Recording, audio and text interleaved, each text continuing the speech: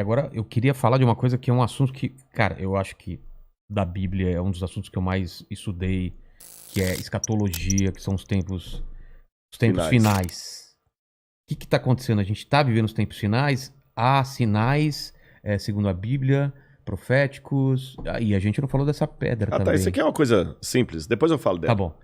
Bom, na verdade, Porque tem esse movimento, né? A claro, pandemia faz parte claro, disso, o anticristo já está aí. Aliás, a gente está perto da segunda volta de claro, eu Cristo. acredito que sim. Sim? Mas vamos lembrar uma coisa. Quando os discípulos perguntaram para Jesus que sinal haverá de tua vinda e da consumação dos séculos, do fim do mundo, Jesus falou assim: olha, cuidado que ninguém engane vocês. Porque Primeira coisa que ele já virão, falou. cuidado, virão muitos em meu nome dizendo eu sou o Cristo, enganarão a muitos. Certamente, isso está em Mateus capítulo 24. Depois, quem tiver uma Bíblia em casa, procure em Mateus capítulo 24. Ele fala o seguinte: certamente vocês ouvirão falar de guerras e rumores de guerras. Não se assustem, ainda não é o fim. Se levantará nação contra nação, reino contra reino. Haverá fomes e terremotos em vários lugares. Mas isso é apenas o princípio das dores. Princípio das dores, exatamente. Então veja bem, guerra tem no mundo desde que o mundo é mundo. É. Fome, a Bíblia fala fome no Egito na época de José. Então não vou falar assim, o mundo está chegando ao fim porque está tendo guerra. O mundo está chegando ao fim porque está tendo fome. Não faz sentido. Mas o Apocalipse coloca alguns elementos que indicavam quando nós estivéssemos chegando próximos ao fim. Embora, nota de rodapé aqui, ninguém sabe o dia nem a hora da volta de Jesus. É estupidez. Tentar adivinhar. Não, claro, não podemos isso. Você entendeu? Bom, mas a gente pode saber a proximidade dos tempos em que vivemos. Então tem algumas coisas no Apocalipse que são características do tempo do fim. Exemplo, Apocalipse 11, 19. Diz assim: as nações ficaram iradas.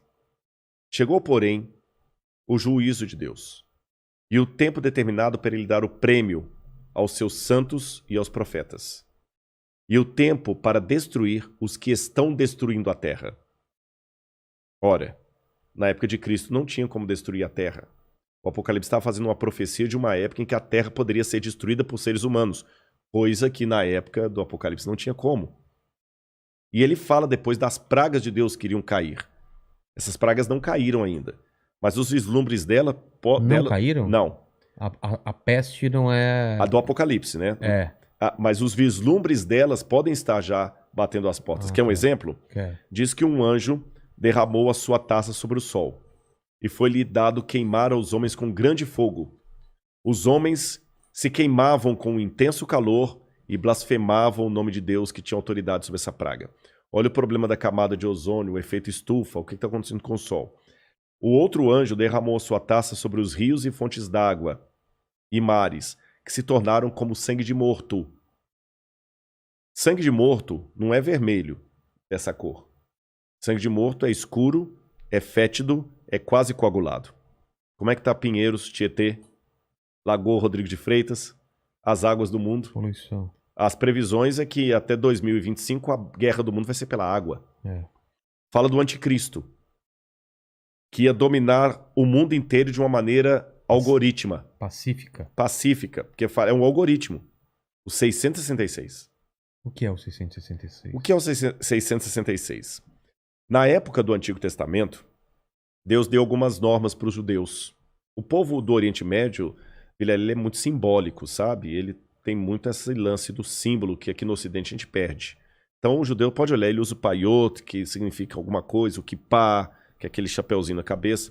E Deus falou o seguinte: olha, vocês vão pegar a lei de Deus, escrever um resumo da lei de Deus e vão colocar por frontal entre os olhos, numa caixinha aqui, e também na mão de vocês. O judeu hoje usa na mão esquerda. Pode olhar aqui no Muro das Lamentações, você vê o judeu orando lá, né? Baruch atah Beshem Adonai Eloheinu melech haolam. E ele vai orando no muro e ele tá com aquela caixinha preta aqui e outra na mão. Aí no Apocalipse a gente vê que o inimigo, o diabo, que se vale do anticristo, assim como Deus envia o Cristo... o anticristo é a versão do Cristo pro demônio. Pro demônio, o anticristo. Ele faz uma paródia de Cristo.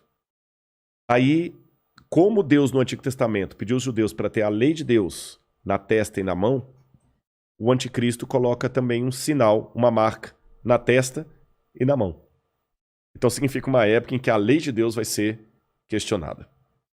Nessa época em que a lei de Deus for questionada, diz o Apocalipse, ninguém poderá comprar nem vender, senão aquele que tem a marca da besta e o número do seu nome. Ora, esse número é 666. Aí muita gente pega isso e fala o seguinte, então vou começar a calcular, Hitler dá 666, o Papa, o Saddam Hussein, Bill Gates, até a Ellen White, que é uma pioneira do Adventismo, ela dá 666, todo dá 666, né? No grego está o seguinte, aquele que tem entendimento, calcule. E essa palavra calcule no grego ali é a mesma palavra para faça a contabilidade daquilo que o anticristo vai fazer. E o que o Apocalipse deixa bem claro é que o anticristo vai ser a revigoração do Império Romano, que era o inimigo do povo de Deus. E por que 666? Na cultura da Babilônia, o 6 era o número base para você fazer qualquer cálculo. Era um número divino. Tanto é que quando Nabucodonosor ergue uma imagem, ela tinha 60 côvados por 6. 60 por 6. O 6 era um múltiplo divino. E ali você tem o 666, múltiplo de 6. Agora o Apocalipse fala que ele vai controlar a economia. Os povos da terra vão segui-lo. Ninguém vai poder, falando quem pode pelejar com ele. E o que nós estamos vendo agora é o mundo caminhando pela primeira vez na história para uma unificação mundial. De moeda? De tudo. Parece até teoria da conspiração que eu vou falar, mas não é. O mundo está caminhando para uma unificação. Rodrigo, mas nunca. Aqui no Brasil mesmo a gente vê a briga dos de esquerda com os de direita. O pessoal não está entendendo. Essa unificação não significa unificação de mente, mas unificação de propósito. Que é um exemplo que o mundo pode se unir por um propósito, apesar de se odiar mutuamente? Pandemia. A pandemia. Exatamente. O Irã está usando máscara, Israel também está usando máscara. Os palestinos estão jogando foguete lá em Israel, o Hamas, mas o israelense está usando máscara, o palestino também. O egípcio está usando álcool em gel, o iraniano está usando álcool em gel, o americano está usando álcool em gel, o russo está usando álcool em gel, então o Putin está usando álcool em gel. A mesma coisa o presidente do Brasil, o presidente da Argentina, da Venezuela, o mundo parou. Então é possível essa união do mundo inteiro em algumas coisas mesmo. Ela não só é possível, como ela é um caminho sem volta. Por que está falando tanto em criptomoeda? Nós já estamos passando por uma transição do dinheiro. Dinheiro de papel, né? De papel, você entendeu? Dinheiro baseado em tesouro nacional. E o mundo hoje precisa. Isso aqui não é uma defesa do Rodrigo, não é um desejo do Rodrigo. Eu estou falando de uma tendência. Tendência. O mundo precisa se unificar porque existem, Vilela, alguns elementos hoje que estão à solta, como se fossem crianças bagunceiras numa casa cheia de faca, de garfo, de objetos cortantes e letais, sem um adulto para controlar essas crianças. Você jamais faria isso. Quais são as crianças que estão à solta no mundo e precisam de um adulto para controlá-las? Um preceptor, uma babá? Internet. Quem tem domínio da internet? Você na internet você pode encontrar o podcast do Inteligência Ilimitada, mas você também pode encontrar uma fórmula para fazer um coquetel molotov. O camarada pode assediar você para fazer parte do Estado Islâmico. Quem controla a internet? Nem os Estados Unidos. Não, está na mão de ninguém. Quem controla tráfico de drogas e de armas em nível mundial? Ninguém. Lavagem de dinheiro está aí. O terrorismo está aí e lavam dinheiro. Quem controla bolsa de valores? A economia do mundo não aguenta por mais 20 anos nas mãos da bolsa de valores que é especulativa. Se cair a bolsa de Tóquio, você nunca foi ao Japão, mas você pode perder o seu emprego e essa casa aqui porque caiu a bolsa de Tóquio. O Bradesco pode falir porque teve um crash na bolsa de Nova York. E a gente viu, essa pandemia viu como nós estamos economicamente vulneráveis. Economicamente vulneráveis. Quem controla o terrorismo mundial? Então esses elementos... mais um. A ecologia. Não quero entrar no debate se a Amazônia é nossa ou não é nossa. O fato é que se a gente não cuidar da Amazônia, o mundo todo se ferra, caramba. Você tá entendendo? Então não tem mais esse negócio assim, é meu. Então hoje a gente precisa de um governo único que com leis mundiais controle a internet, bolsa de valores, que vai desaparecer, o reset tá aí, controle a economia, gastos, terrorismo e tudo mais. E os países, por mais que continue havendo direita e esquerda, situação e oposição, não interessa, Islã e cristianismo, vai precisar se unir, não porque eles se amam, porque não tem outro jeito. E essa união está muito parecida com o caminho de preparação para o anticristo. Agora, a minha questão aqui não é cair naquela esquizofrenia escatológica de achar agora que qualquer coisa eu tenho que evitar porque senão é uma marca da besta. Eu já vi gente, isso aqui é sério, que não quer deixar colocar o revolvinho da temperatura na testa da mão, que aquele é a marca da besta. Calma. Estupidez, não tem nada a ver um negócio desse, gente, tá bom? Agora, quando esse governo único se interpuser entre a minha fidelidade a Deus e a minha fidelidade ao Estado, esse é o único momento em que eu estou livre perante Deus para ter uma desobediência civil, social. Porque a própria Bíblia me ensina a ser obediente às autoridades constituintes. Mesmo quando Nero estava no poder, Pedro escreveu: respeitem as autoridades constituídas. A César o que é de César. Dai César o que é de César. Pague os impostos. Seja um bom cidadão. Que a crise não venha por culpa de vocês. A Bíblia me ensina a ser um bom cidadão.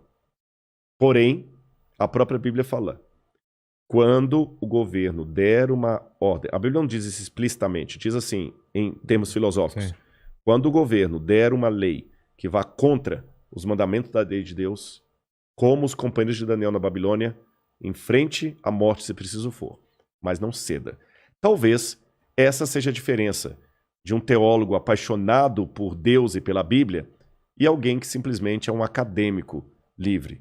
Porque que especialista em literatura inglesa, em sã consciência, teria coragem de morrer por sua interpretação de Shakespeare?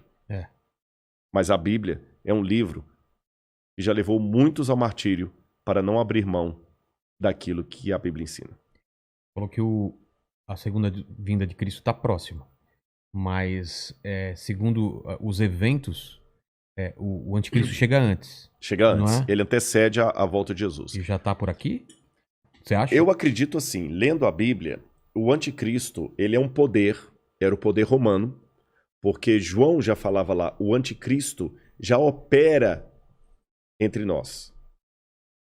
E João fala, muitos anticristos já saíram pelo mundo. Ele só está aguardando aquilo que o detém. Então o anticristo naquele tempo era Roma. Os exegetas veem, a besta era Roma. Só que a Bíblia fala, através do apóstolo Paulo, que havia uma grande apostasia do povo de Deus. Que palavra é essa, apostasia?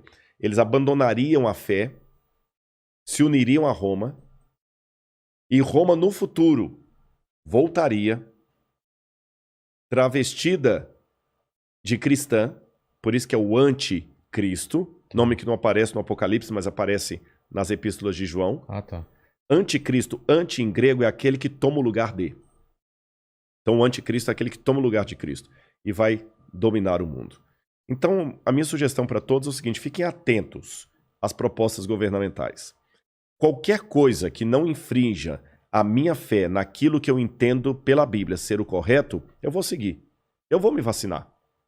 Eu não vou ficar caindo em teoria da conspiração. Mas a vacina é uma maneira de aniquilar um terço da humanidade. Eu acho que vai ser muito mais fácil Eu vou me vacinar. Só não vou tomar a Coronavac, né? Que está questionada aí, senão eu não posso entrar em Israel.